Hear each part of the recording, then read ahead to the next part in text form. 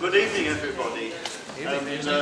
Thank you for turning out on such a horrible night, wet and cold and, well, not very seasonable and not very spring-like, is it? The more astute among you might have realised that I'm not James. And there's a reason for that, unfortunately. Due to many commitments in his life, James has felt that he had to step down as chairman. And we have to respect that wish. We'll miss him because he's been a very effective chairman over the last couple of years. But he's promised me that he will stay on and advise and help if he can. But for the moment, I'm all you've got. So please be patient with me. Now, the other person, and this is another sad announcement, is that David, who's done so much over the last few years to drive this organisation forward, and has, you know, fulfilled many roles, not least the IT and communications role. David finds that he has to step down from the AGM. Now, this is a big loss, and I'm appealing to any of you who feel that you can help with that role. We realise that the role is too much for one person, because it's a role that's grown tremendously. And so, if any of you feel that you want to help or take on part of David's role, I'll be all ears, and you know, please come and see me later if any of you feel that you can help. But you haven't come here tonight to listen to me waffling on about the society and its future. You're here to hear Tony from Lancaster BID, and I know this will be a very interesting, in fact fascinating talk. Tony, the floor is yours. Thank you.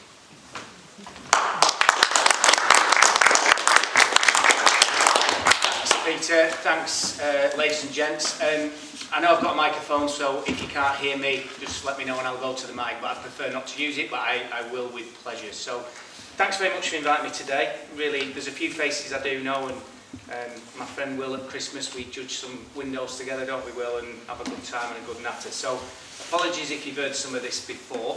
I'll try and keep it as interesting and as informative as I can.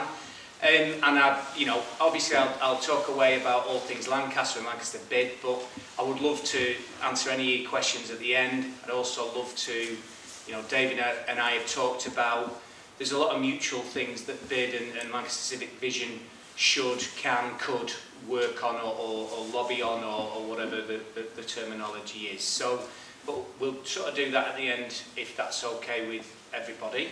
So, as I read in my notes, I'm a local lad, born and bred in the area, very passionate about the whole area. I've lived all across the district really, but I started my work career for the Lancaster Guardian actually. I was just saying to one or two people, used to hit the streets trying to sell newspaper advertising when newspapers was the main media, long before Google and Yell and all that jazz. But it was still a hard sell because selling to any business people's not easy. So, but the funny thing back then was, you know, 95% of the businesses used to say to me, we don't rely on students here in Lancaster. Now, as the few people have said before, now how times have changed, and I would argue it's possibly the exact opposite. It's actually 95% of businesses in Lancaster really do rely heavily on the students and would be in probably a much more challenging position without them. So it just shows you how times have changed. So I went from the Lancaster Guardian to Bay Radio. I was perfectly happy at the Guardian, and then one of the business people said there was a position going for a young, talented salesperson. So I said, well, I don't know any of them, so if you want me to go for an interview, I will.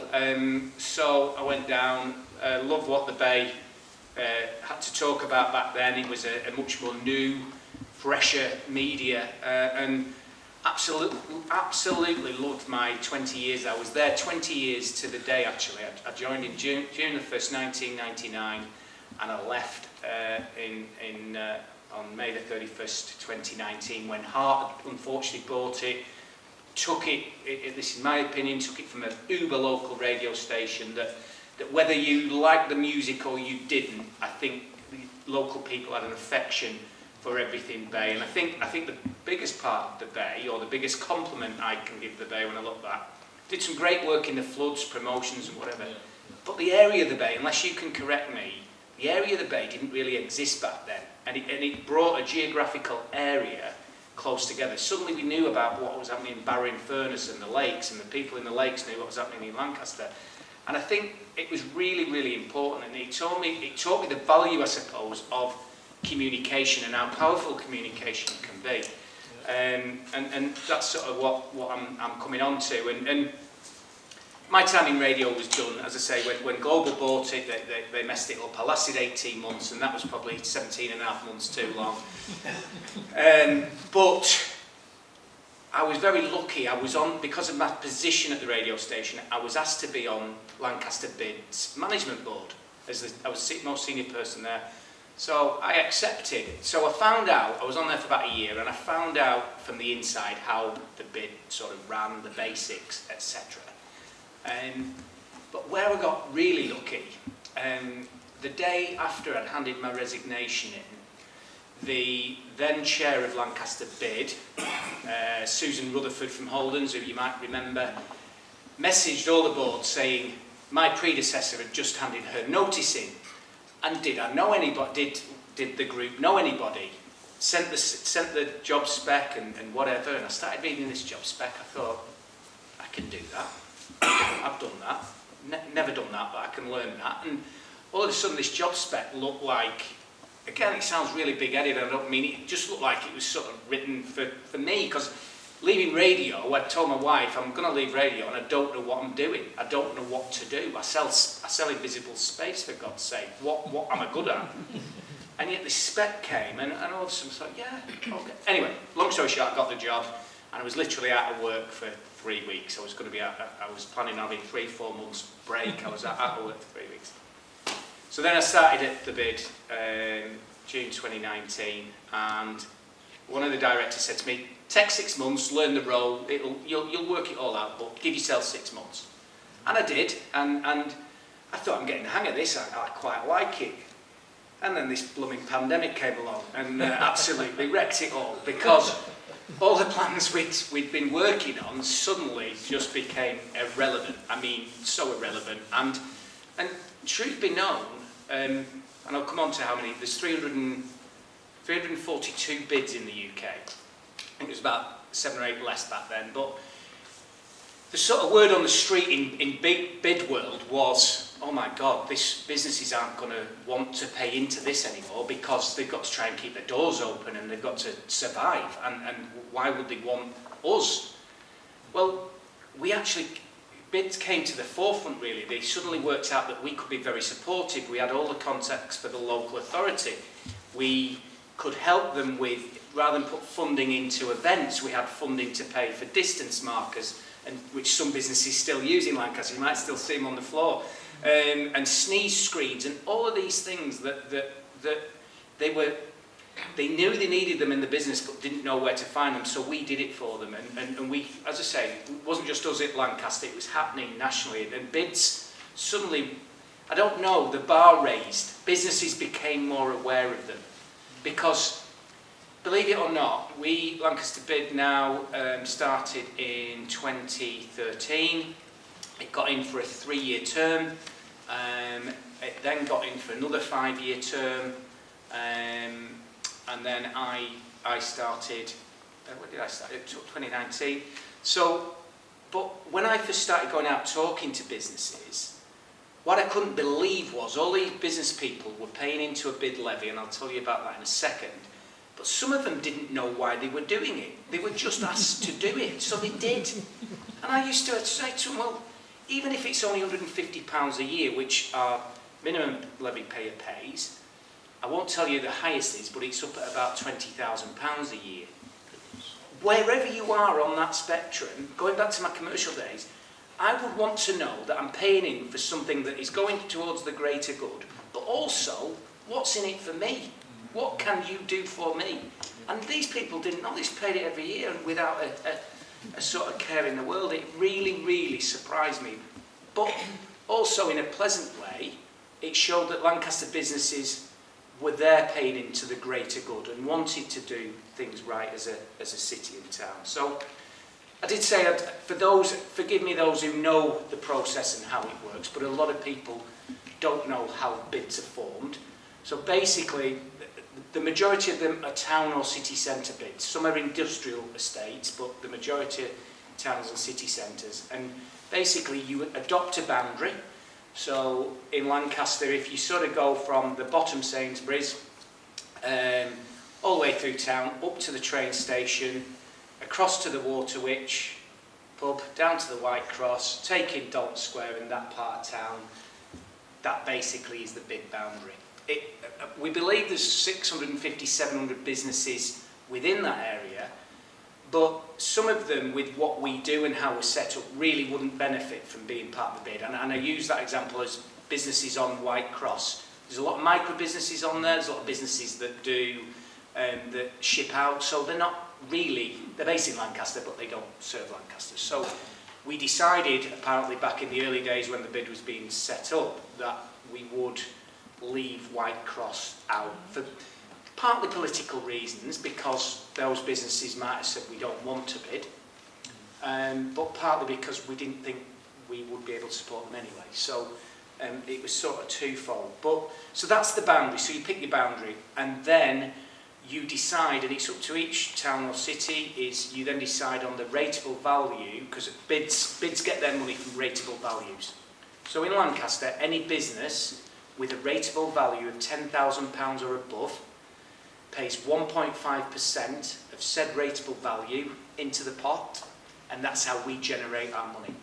And because we've always been voted for as a yes, even if you vote no, you have to pay into that levy every year. You have no choice, because it's basically majority rule. So you can understand in the early days how that went down, Sarah. So you're laughing there. I mean, I did the same. Like, you have to. Wow, that's a bit unfair. But I think in the last ballot it proved more people are on board with Lancaster BID now, because we've got an 80% majority vote. So, which is really, obviously, it's really good. You have to get a 51% majority on 2 levels.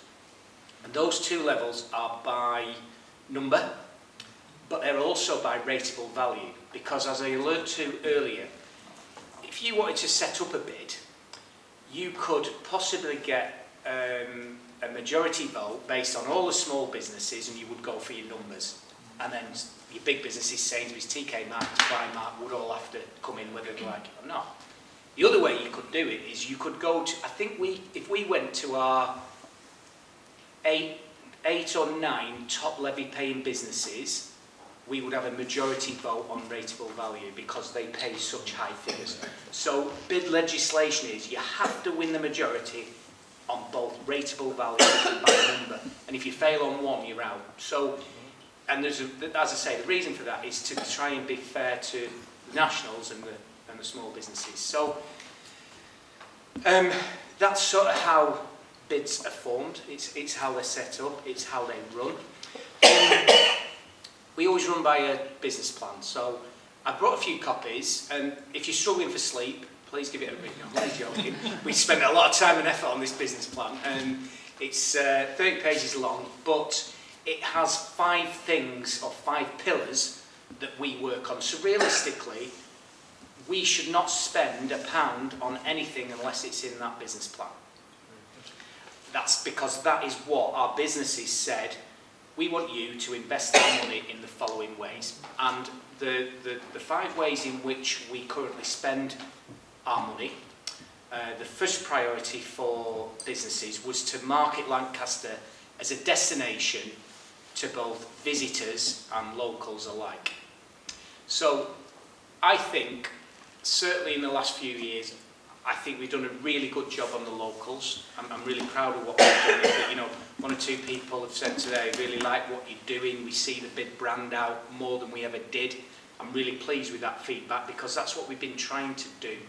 Because what I never understood when I joined the organisation was we are a business-to-business organisation. We wouldn't exist without the businesses. But what we're trying to do is get Joe Public to the businesses, so they link hand in hand. So, marketing Lancaster as a destination, we've done a really good job with locals. However, other than events that we put on, I'd argue that we've not, I'm not saying we've not done the best job, it's not for lack of trying. It's very hard to get any results other than talk to people when they're in our city about where they're from. And we can do that when we've got events or big football events going on, and we can get feedback there. And I know a lot of the events that we don't run get feedback. So we know we're a popular city. But the reason I'm telling you this, a couple of weeks ago, well, not a couple of weeks ago, we presented it a couple of weeks ago, about 15 months ago, I was in a meeting and it was with senior people at the local authority, and there was just one or two comments made about we need someone to sort of have a vision about where Lancaster's going. And I thought, really? Is that not sort of meant to be driven a little bit by you? You can take a lot of us along, but surely...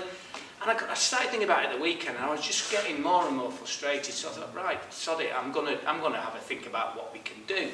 So I thought the only thing we can really control as BID is this marketing Lancaster as a destination.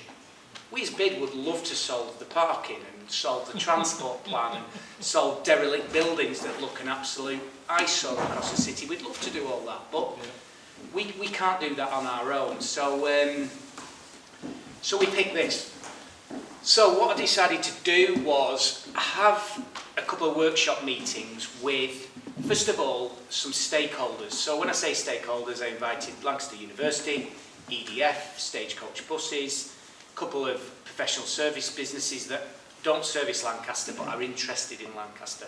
Got them in a meeting, had a simple agenda, 5 or 6 question agenda, but simple questions like, where is Lancaster? Where do we want it to be? How do we get there? What's the best things about it? What's the worst things about it? Who do we compare to? I held the same meeting with about 7 or 8 levy-paying businesses. And then I held the same meeting with the CEO of the Chamber of Commerce and my counterpart at Morecambe BID, John O'Neill, who I got on very, very well with. So basically the same meeting 3 times. And guess what? I knew 75–80% of everything that was fed in. I sound like a right, no, well done. But I just did, based on living here and whatever. But there was 20% of just absolute nuggets that they said. And remember one guy, MD of Stagecoach, said, I live in Chester, I work out of Carlisle, but I love Lancaster. I love Lancaster. Me and my partner come to Lancaster every 6 weeks. We love the architecture, we love the walks, we love the hospitality, you've got a bit of everything. Yeah, no. But he said, the problem you've got is you've got the same problem as Carlisle. You don't know what you want to be. You've got an identity crisis. And I went, yeah, no. So anyway, that was just one I remember. So, I'm very lucky at the BID. We work with a fantastic design studio. They're locally based, called 2 Stories. And they're fabulous, fabulous people. They're local, team of about 8 of them, and they design all this stuff that you see on the table. So I said to them, told them what I'd done, which I've just told you. I said, is there any way you can help me? They said, of course we can, Tony. I said, yeah, but you've not heard the kicker yet. I said, I haven't told my board that I'm doing this, and I've got no money. I've only got the money we pay you already. They said, well, listen, we love your idea, we love your vision, we love the fact that you've done a lot of the workshops which we would have done. So we'll get the piece of work to a point that you can feel comfortable to present to your levy-paying businesses or local organisations. So this was last May. So it took till March for us to present it, but I couldn't, they were doing it for nothing. I couldn't sort of say, come on, you know, there was no deadline. But they said to me they didn't want to present anything until they got it right. So we presented it, as I say, a couple of weeks ago. David was there, and Roger Franklin was there, who everyone know, and we got a really good reception, David, didn't we? It was really, really pleased with how people felt about it. It's very simple. It's using words, love Lancaster, loving Lancaster's hospitality, loving Lancaster's heritage and culture, loving Lancaster's independent businesses. But the real clever thing that the design agency have come up with, so we've got a couple of pieces of work there, but we've designed logos and assets that our levy-paying businesses can use in their own marketing. So when they're pushing out a campaign about whatever they're doing, whether they're launching a new menu, they can put Love Lancaster, eat, drink, shop. They don't have to mention BID, we don't want them to, because that three-letter word means nothing to loads of people. It's rubbish. It stands for Business Improvement District, by the way, I should have told you that earlier.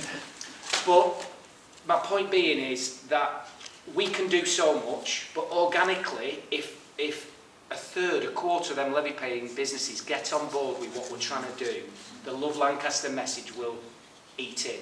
And guess what? People might love the place.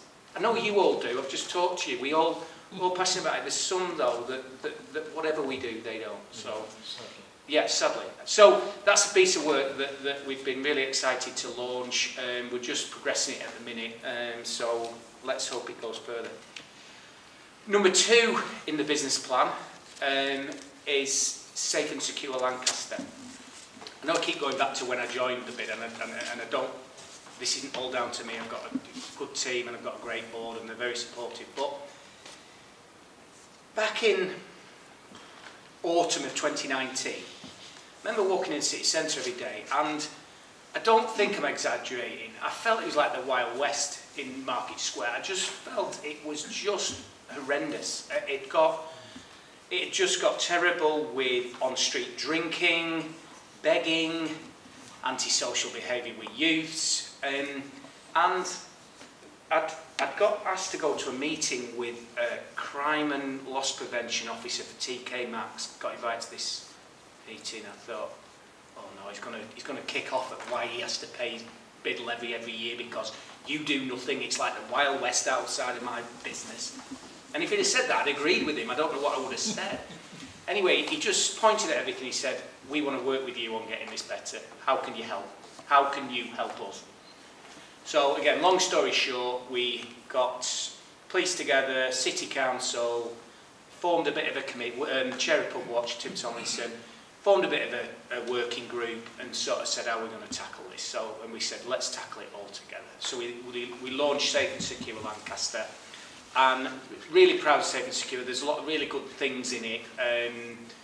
There's, again, and we sort of put it down into 5 chunks that it's the only things we focus on. So, shoplifting. I don't know if you're aware, I mean, I'm so naive.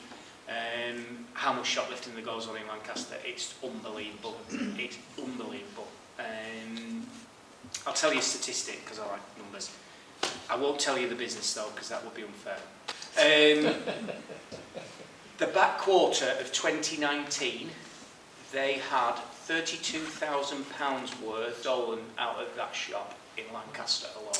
Yeah, it totally shocked me, and we have a radio system at work where all the businesses got community radios, they feed in. It's basically to, you know, if you spot anyone untoward in the city centre, so TK Maxx Security will say, Will Gale's walking downtown, will you watch out for him, he's looking like he wants, you know, whatever it is. And then all of a sudden, all the security people are on these people. And we haven't solved it, I don't think we ever will, but we've certainly improved it. We've really improved it, so it's something I'm really proud with.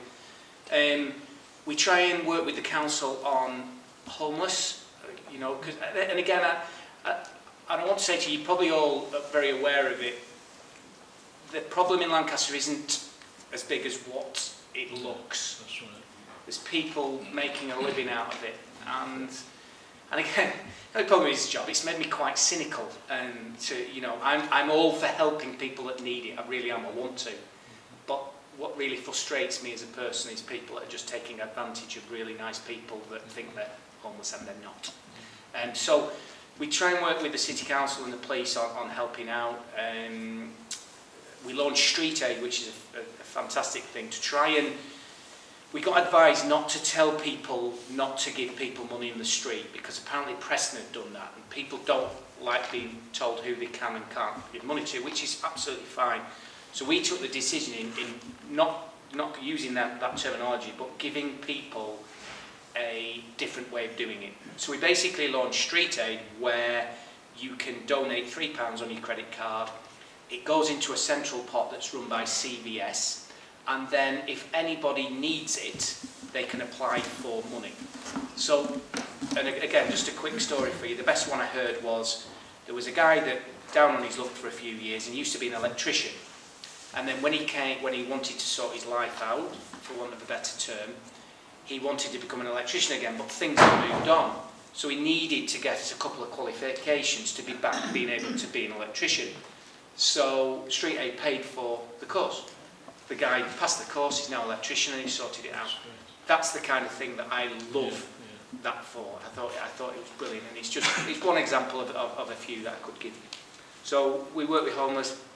Begging, we have an issue. I can be stood corrected, but I feel it's better than it was. Street drinking has its peaks and troughs. It tends to go with the weather. Luckily, at the minute, no one. When do you want to drink? I mean, I don't think right at the minute it's as bad as it once was, but we are prepared that when the sun does eventually come out, that might rear its ugly head. But that's the other one. And then a consistent problem, and again, it's probably the hardest out of the five to try and sort or help, is antisocial behaviour with youth. They're very savvy nowadays, are teenagers and young children. They know what they can say, do, get away with, and I think, dare I say it, I think the police know that too, and other than working with schools, they do, to be fair to the police, they do a lot of work in schools to try and sort it, but then it becomes the responsibility of the school and more than, so, but we do try and work with the police and other agencies on that as well. Number 3 in our business plan, which, and I think has a lot of similarity to what you guys as an organisation stand for and what you're passionate about, and that's sort of improvements and the aesthetics of the city centre. I wish we as BID had more money to invest in that. We can only do small things like, you know, the bunting that's up in Lancaster and the planters, and I was wary of branding the planters at first to whether they would look a bit too commercial, but I really like them now. I think it adds a bit of colour and vibrancy to the city. Love what you guys managed to achieve with Sun Square through SPF funding. I think that's a real coup, because it's a lovely area of the city that was just looking horrendous. So, you know, well done you guys on that. It was stunning. But yeah, we can only do so much. I've said to people, we can, if there's a big investment of money going in, we can maybe look at the smaller parts. So if there's an area getting improved, we might look at lighting or anything that a small amount of money would help, and that's what we're good at, really. We've actually talked to, again, I'd be interested at the end how it would go down with you guys as an organisation. We've been talking to Munshi about, he owns the wall, the big wall next to music room, and we were looking at, you know, would it look nice with some sort of really well-designed mural or something, I don't know, something in keeping with the square. We want to, and quite a lot of people think that wall is wasted how it is, but we don't want to do anything that would offend either. So, but that's just something that we're potentially looking at as well. Number 4, and probably what we are most well known for, I suppose, certainly with Joe Public, is events, both big and small. I mentioned that before. We sort of, you might know some that we do. We run the Dino Fest, which is brilliant for families with the animatronics, and we've been really proud for, last year we got a Heritage Lottery grant of £10,000 towards Dino Fest, and we've achieved it again this year. We just found that out about a week ago, so we'll be putting that out. So it just makes sure that we can maintain the fun for the kids and the families, but where the Heritage Lottery money comes in is for the educational piece on the Sir Richard Owen story, and because we do a trail of dinosaurs around the city centre, what I like about that, it gets children and families moving around the city centre and seeing what a fantastic city centre we do have. And again, I should have said it before, they're the 2 goals of BID as an organisation, is A, driving footfall to said destination, but B, just as important, is moving people around and seeing everything.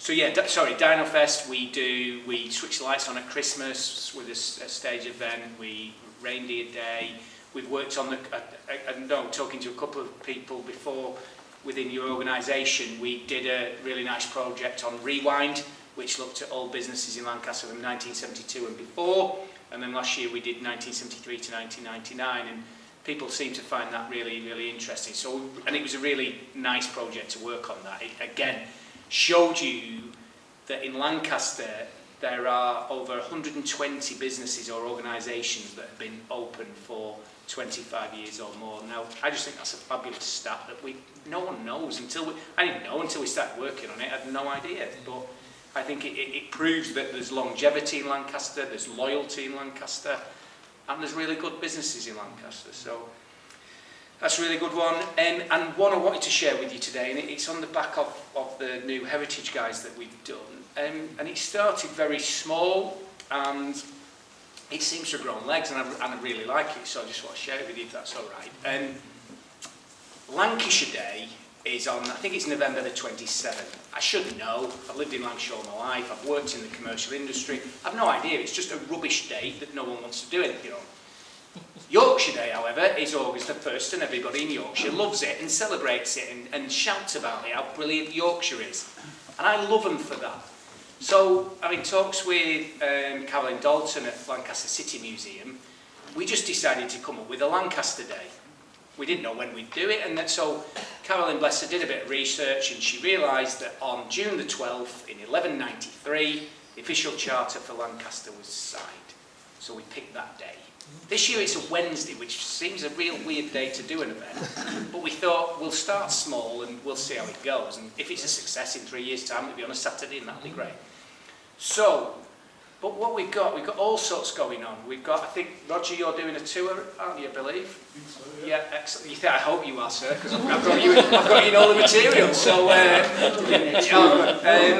but we've got all sorts of talks going on in the museum, judges' lodgings. We're backing it up. We've booked a town crier, both a male and female one. The town crier said that it should be. It's not recognised as much with women as it should be, so we decided to get 2 town criers, but that means that we will have an official Lancaster cry. I think that's a term. So we booked a town crier. We've got this vintage DJ that can have the old gramophone and sort of give messages around the town. We've got Gregory Wright's doing some tours as well that aren't obviously conflicting with Rogers, but that make it all interesting. So we've got the heritage piece sorted out. We've got quite a lot of business content that we did with Rewind in video form, so we can use that. Maggie, one of my colleagues, who's a whiz on social media and everything, she's going to try and get some video footage in all the heritage organisations and just play that out on social media for a couple of weeks. But we want the public to get on board Lancaster Day and really shout about why they like it. So, as I say, this really small idea that was it was one of them that we just talked about in passing, has really grown legs. And I actually got it sponsored, which made me feel quite good about old days in selling stuff. So, so that's really nice. I come on to the last part about sorry, I'm very wary of time. Just tell me to shut up whenever you feel ready. The last bit is what we termed as business support, and it's really quite a generic one, and I think I alluded to it earlier in that it's very difficult for a business to ring up and say, can you please get me a car parking space right outside my business? Probably not. I can't do that. But what can we do to help? And if we can help your street, your area, if we can do things en masse like by sneeze screens and distant markers, and what we do at Christmas, we fund, you might see them around the city, the little external Christmas trees outside businesses. We fund 50% of that cost for the businesses, so it makes it a lot more cost effective for the businesses to buy it. So anything we can do for that, we put on bid breakfast if there's a subject matter that our levy payers are worried about, and a lot of that is to do with safe and secure. So we get the police in, we get the council in, we do a bit like a question time kind of deal. But again, we we fund that. You have to hire rooms, you don't have to put bacon butties on, but we do. So yeah, so business support is quite a generic one. So that's all 5 parts of the business plan. But as I say, we've 383 levy-paying businesses, so we feel that we have got a voice. I'm just the front of it. It's not the Tony Johnson show. We try and get a feel for what businesses want, need, en masse, and then we try and follow that as best we can. And like I said to 1 or 2 people earlier, the real big concern for our businesses right now is the proposed car parking strategy. And there's a consultation gone out from Lancaster City Council. In fairness to the local authority, we put an event on at the Grand Theatre back in November, and we had 3 councillors and some business people, and I don't know if anybody was there, forgive me if you were, but we got Dave Guest, the former BBC reporter, to chair it. We thought that would be the best way, rather it be some bid representative. It was neutral. But to be fair to Dave, he did give the councillors a bit of a, I won't say grilling, he asked them the important questions, but they felt they got a grilling. But in fairness to the authority, they have listened to some of the concerns. When I've looked at the consultation piece, it's better than what they're proposing now is better than it originally was. This is only my opinion, better than it originally was, but it's still very, very worrying for businesses, very, very worrying.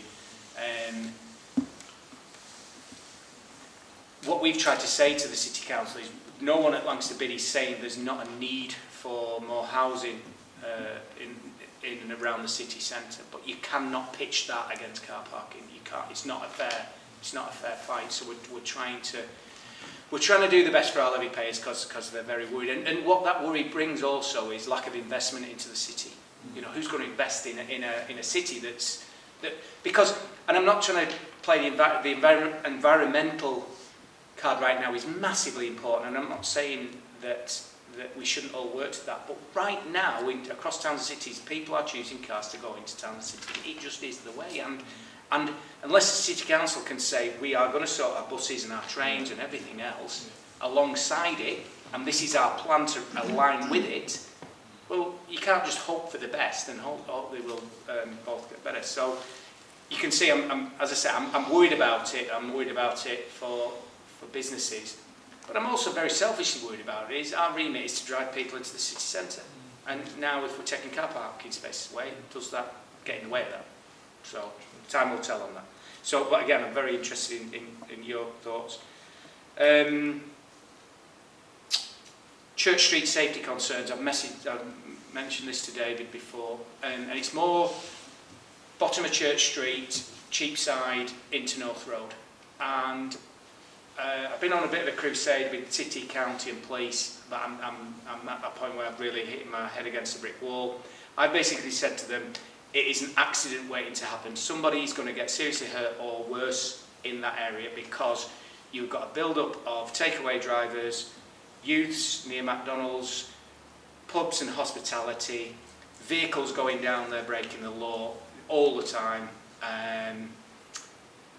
There's intel on drug dealing, all sorts is happening in this small area, and we are really worried about the safety element on that street. But we're getting nowhere because, apparently that's all part of the bigger picture in the transport plan. So, and it probably is, and I'm not trying to belittle anyone there. It's really frustrating, and I'm really worried about it. Again, I mentioned earlier the aesthetics of some of the buildings. I know you guys are on with, I call it Revolution or the Alex. Just hideous. Butcher and Tonic as well, I think same owner. North Road, as you drive into the city centre. I mean, it just doesn't look very nice, does it, as a welcoming piece for Lancaster. So, very worried about that. And again, unless you can tell me, I think there's progress, I think, on Revolution, but the others, I'm not so sure. And then the final one, really, again, I'm very interested in your opinion on it, it's sort of that lack of alignment with the bigger picture. you know, we've got the potential of Eden project down the road. As I say, that Morecambe BID and Lancaster BID get on very, very well. We're happy to work together on the right thing, but there just seems a lot of organisations all trying to do something different, and they're all a little bit of a mishmash. But I don't blame any of the organisations. I just think we're all trying to do our best, but it's not aligned. And that really is the end of what I had to talk about. I'm so sorry. I felt like I went on for absolutely ever. No? None of you are asleep anyway, so that's a result. Yeah.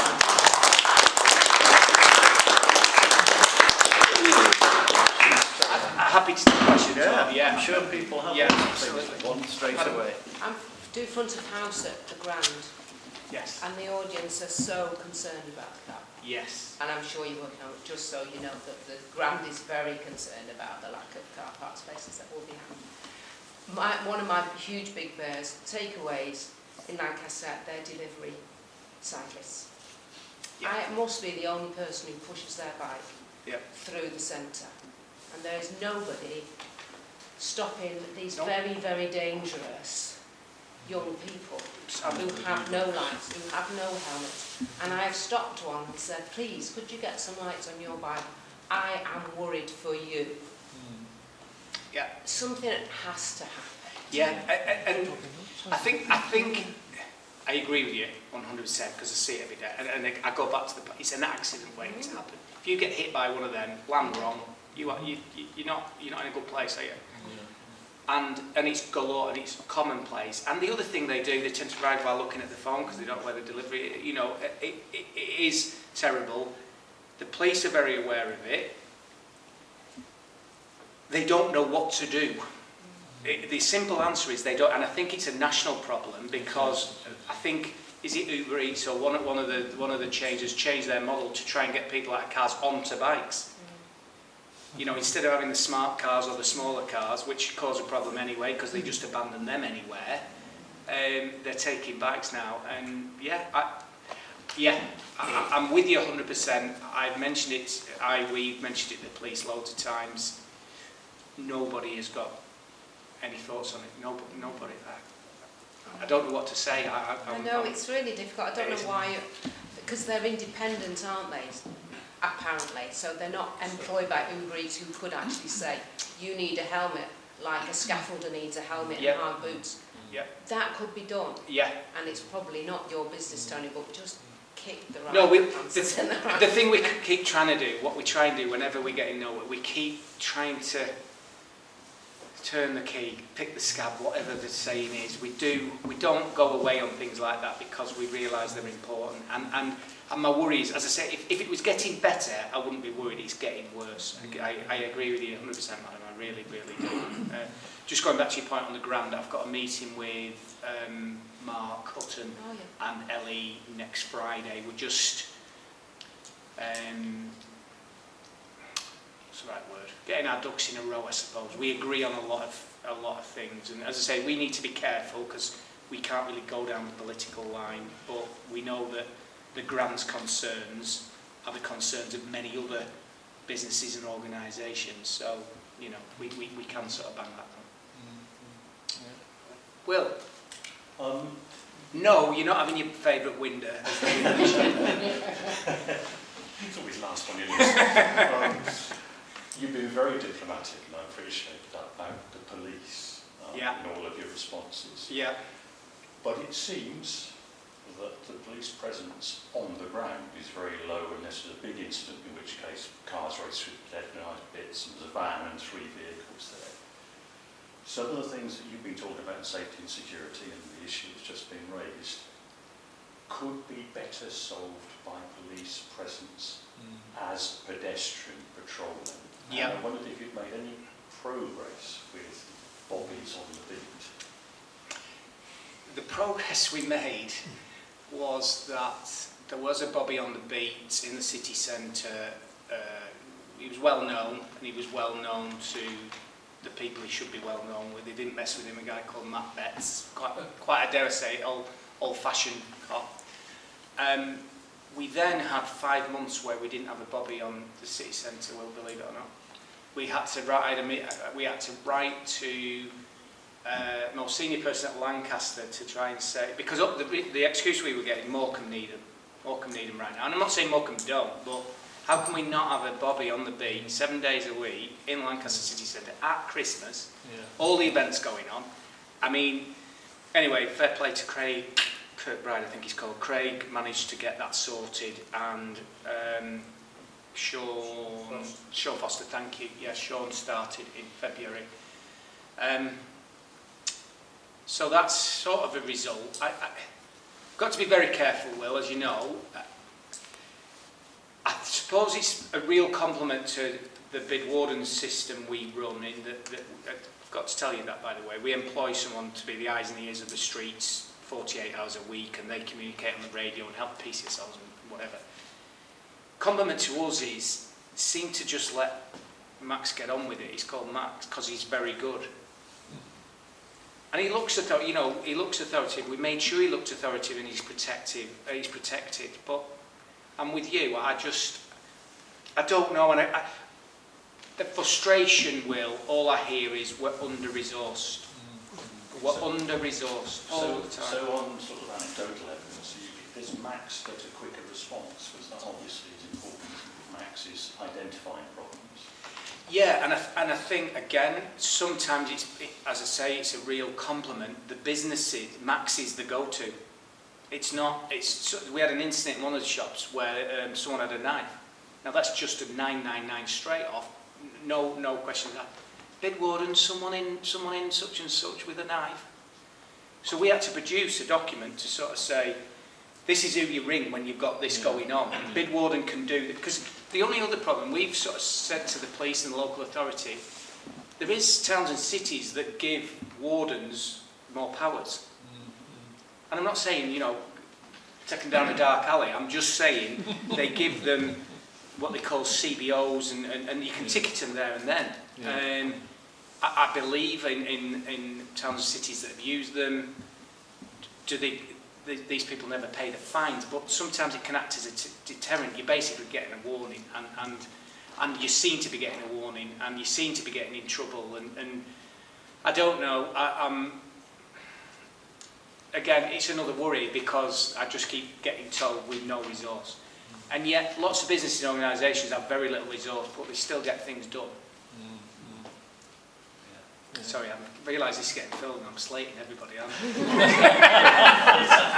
Probably best to stop. You've got a good editor. Yes, please. Could I just expand on Will's query there a little bit?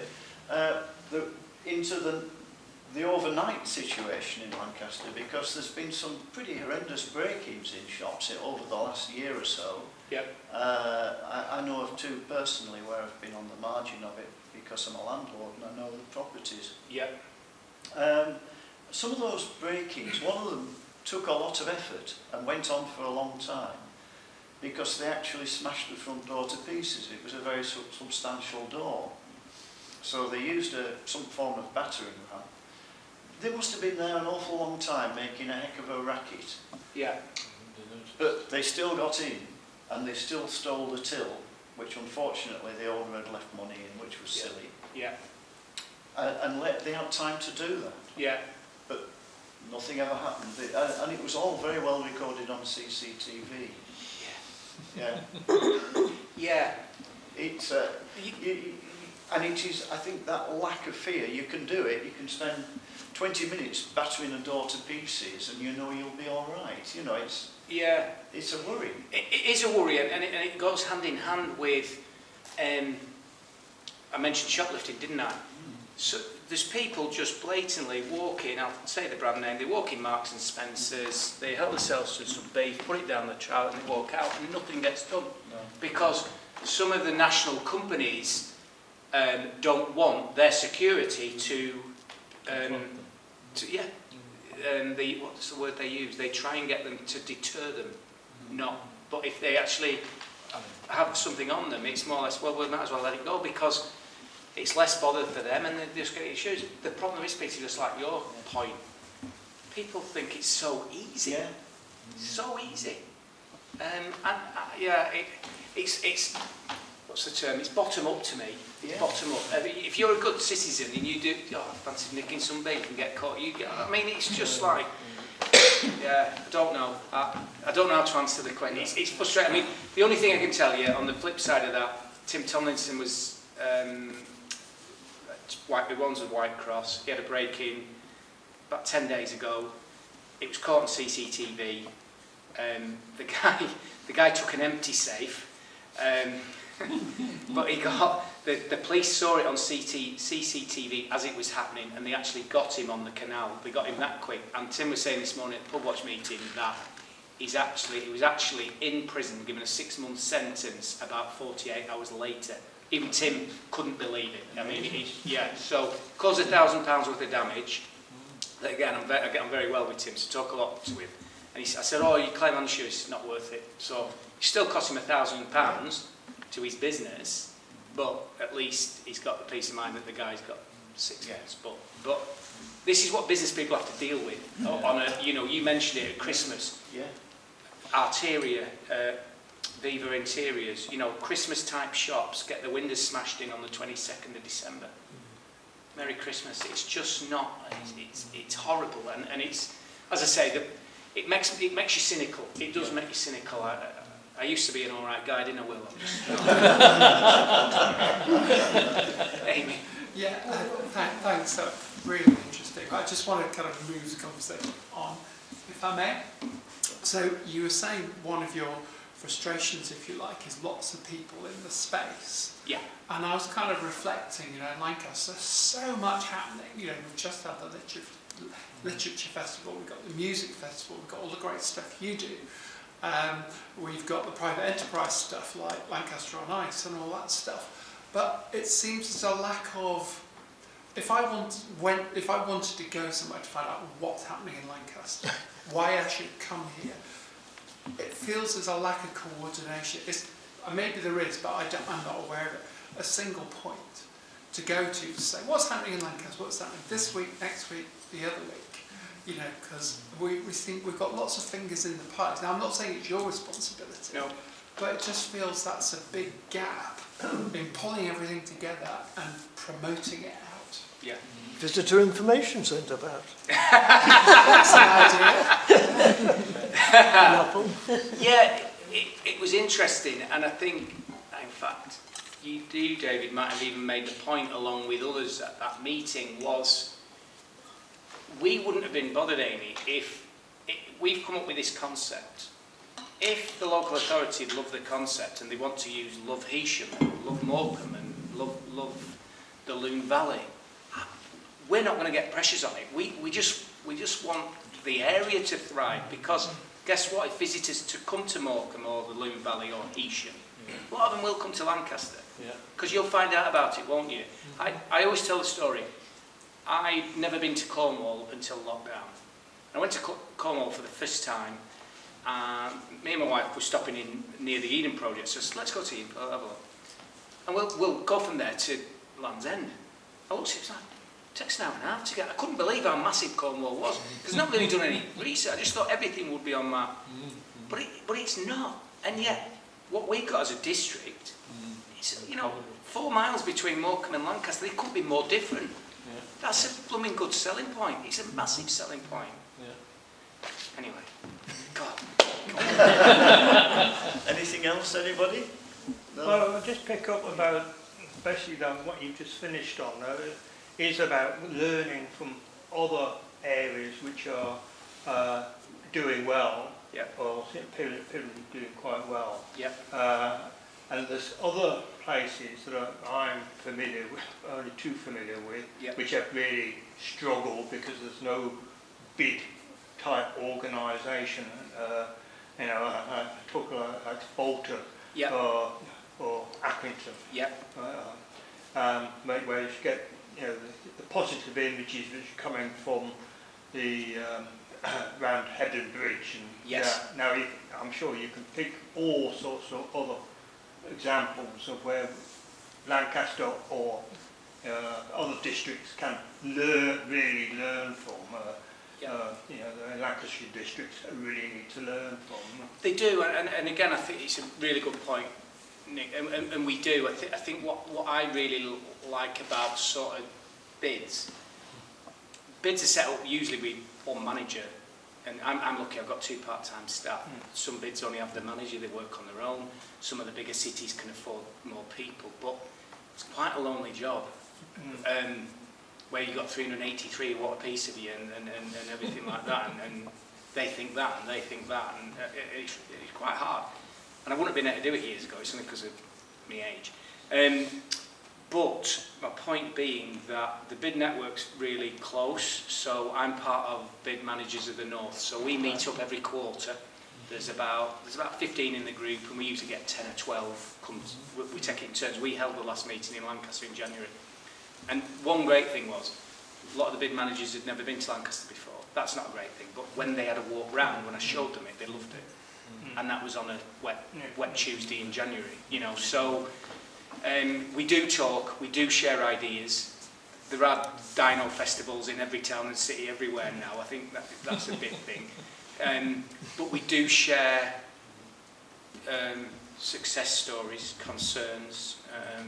You know, there's a lot talked about York and their parking and what they've done with their parking strategy. That, I'm not saying it was the same as Lancaster, nothing can be the same, but there were similarities, and they've turned full circle and gone back to how it was originally, I believe. That's based on feedback I've had, so don't quote me 100%. But yeah, we do try and learn, so it's a really good point. Hi. Just one thing on the You've not spotted mistake, have you? No, the Lancaster Day, I think, is a superb idea that you've actually gone back to one of the foundations of the city and actually going to make an event out of it. I think that is and also with it being in June, 12th of June, that's virtually one of the longest days of the year. So you can actually have stuff going right into the early evening as well. So you could, I know this is the first one, but as it develops, it could be quite amazing. Thank you. And yeah, we, as I say, from sometimes the most simple ideas are the best ones, aren't they? And it's great when you've got passionate people behind it. As I say, Carolyn Dalton, the museum's really got behind it. She's sort of taking care of a lot of the heritage organisations that I maybe don't know as well as she does. So she's sorting that bit. We're sorting out the fun and the entertainment, which we can do, and try and bring the two together. But I totally agree with you. It's got fabulous legs. Like you might even have some of the schools or bring the kids in for a couple of hours or something, or whatever, or a couple of classes. It's a really, actually, something. I've never even thought about that. Especially being summer term, they usually do things outside of the classroom, don't they? Yeah, the other thing we were thinking, there's a couple of Lancasters, isn't there, in, I think, Pennsylvania and Ohio. We're on about getting hold of them and maybe them doing some social media on almost every state in the USA, actually. Is there? Is there? So these California. Is there? Oh, that's right. Needs to. One's in California, I think that's in the desert, isn't it? Do you know what I said to my two testing range, isn't it? I said to my two colleagues, I'm bound to learn something at the meeting tonight, and there's loads of Lancasters I can go at. So, that's brilliant. No, we might give that a go, because we thought certainly if them Lancasters have a bid, and bids were the idea was formed in Canada, so we're hoping that in Canada they'll know exactly what we're going on about, so they might just. But anyway, we'll try and make it as big and as interesting as we can. Okay. Anything else? Oh yes. Yeah, this is sort of mentioning, David mentioned the Lancaster Day and such, well that's historical, 1193 or whatever this came about. And I think it's not your area because it's county council or city council or whatever, but the only tourist attraction, sorry, I'll go for 2 tourist attractions. One tourist attraction you have to pay to go into, and that's the castle, but that is open all year round and every day. The other alongside it is the Priory, which you ask for a donation, it was really historical. But then when you come to the museums, well, is it open on Thursdays and Mondays and Tuesdays, and is it closed on a Friday? You know, that sort of thing. And you bring a coach load into Lancaster and just go that half the museums are shut when you get there, as you come for a historical interest. I think it's a really good point, but again, that's the great thing about. And you're right, it's not our area of expertise, but by getting Carolyn Dalton on board, what Carolyn's done is she's opening the museum on Wednesday, they're normally shut, opening the Maritime, Judges' lodgings are open. They're not usually open on a Wednesday because, and again, it shows you if you put something on, people will do it. You know, and I think people will come, and you make the point about making it all day. That's why we've sort of booked Gregory to do night two, because we know Roger's doing a 2 in the day, so we thought, well, we might as well book Gregory to do a couple later on, so that we can extend it. So, yeah, I hope it generates the interest it could do. I think the other thing I really like about it, it's open to any demographic, any of the schools. I think that's a great idea. So, yeah. Anybody, anything? Oh, yes. Just a couple of things. Like we were chatting, weren't we, about students and they don't really know the city. Yeah. First week in October, Yeah. do stuff. First week in October to Yeah. bring freshers and international students into the city. Show them around, show them where Sainsbury's is, the whole, basic stuff. People do that voluntarily. Yeah. But that kind of, and catch them right at the start. That's because if you do that, that's going to. And the other thing I really liked you talking about putting a mural up. Yeah. A few years ago, we were on holiday in Canada, and we were going around some place, I can't remember the name of the place, but they had this mural trail. Yeah. And they had about 20 different ones all around, all the history of it, leaflets go around, took you down streets you wouldn't necessarily go down, so it was improving the footfall down, less known streets and that kind of thing, moving people around. Yeah. And we've got some great local artists. Yeah. Not with that. Yeah, it's not a lot. We could do something. Well, you support the local arts and culture, don't you? Exactly. By paying artists, you get. And I know Blackburn have done it. When Blackburn BID had our meeting that I talked about, Catherine, the manager there, took us for a walk round. And they call it, I think it's an 18 trail. But one I can remember, there was a pub that looked a bit dated, but they had this huge wall, and they'd done this brilliant. It was like duck. It was like this, but it was massive. It covered the wall, but it was really, really interesting. I think if you do it right, it looks it can look well. If you get that's why I'm really hesitant. I don't want to do it wrong. Do you know what I mean? So Morecambe's does it. Yeah, Morecambe's was very good on the foot. It was, madam. You're right. It was. I really liked that. I thought it was. And again, they involved local artists, to my understanding. So But it's not just doing it right; it's maintaining it. That is the problem. Yeah. And you soon get a small bit of graffiti, and you get more, and the whole thing is just very nice. Yeah. Particularly in Lancaster, particularly like the bridge, the Millennium Bridge. They've had lots of lovely murals on there, but they've all been graffitiised to be. Yeah. No, again, very valid point. Very valid point. And by the way, we love the Bed Radio. Oh, thank you. And we loved it when there was 2 guys in a broom cupboard with a microphone in Storm Desmond. It was just like it was folk heroes. Excellent. Yes, sir. Going back into history, Lancaster Vision started when it was announced that the castle was going to be open to the public, and immediately people said, what are we going to do with all these coaches all rushing in? We're still waiting for an answer. Yeah. And I think one of the things for Lancaster Day is to try and increase, I believe at the moment there's 4 designated coach bays somewhere in the Canal Quarter, yet to be devised. Yeah. Somewhere we need space for the visitors to park. Yeah, agreed 100%. That was a fear with the proposals as well, because the designated coach perhaps was being taken up a bit. So we get quite a few, our office is on Dalton Square, there is quite a few coaches do come in there, and I don't know where the drivers go, but then they come back. So again, we do know we get visitors in, but we can get a lot more, can't we? I mean, what did someone say when I won't say where they're from. Can't this time. But we presented this idea of the Love Lancaster vision and everything, and someone said, well, what happens if people come expecting something amazing? And I'm like, oh my God, is that not the point? And are we not proud of where it is?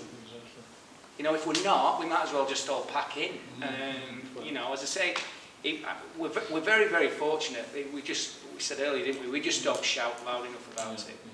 say. And we take it for granted. We do. I love Yorkshire folks' mentality. I love Yorkshire. It's brilliant. I wish Lancastrians had it come on. Yeah. I know, I've been to Skipton a few times in the last couple of years, and I've never come across such a tourist-friendly small town. The parking's easy, the coach parking's easy. They even encourage people to park their camper vans overnight on the car park.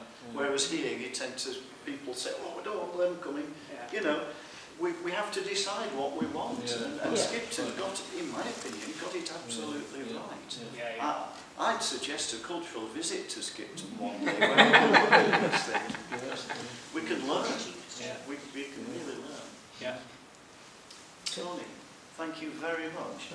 I'm very glad that you mentioned the point of alignment between organisations, because I do know that David and James have been working with you recently, and I'd like to reassure you that I'm sure with the will of our members you'd like us to continue to work with you. And no, I've had my time now. Oh, is that Come on, of course, no, absolutely. Because so much of what you've mentioned tonight, I could sense from the room it is exactly what people here were wanting. And if it wasn't, it would have shown up in their questions. It's quite clear that the views of our members and yourself are the same. Great. Thank you, Tony. No, you're very welcome. It's been a joy.